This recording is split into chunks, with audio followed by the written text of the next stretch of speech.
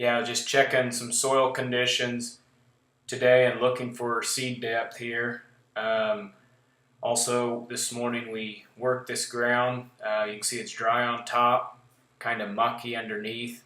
The conditions would be just pretty borderline, but with the weather forecast that we have and a lot of rain this spring and wet conditions, we don't know.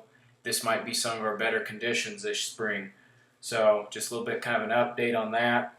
Also, been a change in the weather forecast. We're looking at significant rain there. We found the seed there, and I moved it. Maybe I'll find another one here. The change in the weather forecast has looking for significantly more rain than they were first talking about on Saturday night. Earlier they were talking about maybe a quarter to half. Now they're talking an inch to inch and a half.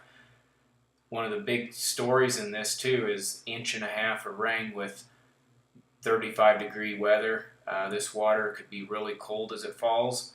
If that's the first liquid this corn imbibes into the seed kernel, it will not be good. As we get closer to this weekend, we're going to be watching this weather forecast really closely, try to make good decisions on, there's the kernel there, try to make really good decisions as we get close in, or the best we can with our weather forecast. So put that seed finder there right beside the kernel, and I like to set it beside the kernel anyway. Sometimes people measure on top, and with big seed that can actually be a little difference in depth sometimes. Put the dirt there around it.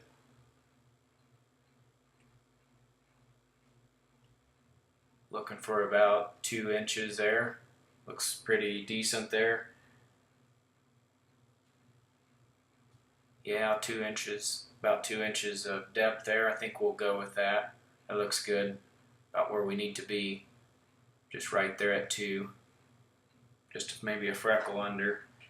So anyway, this is an update for our weather forecast and conditions here as we're going forward from today on April 10, 2019.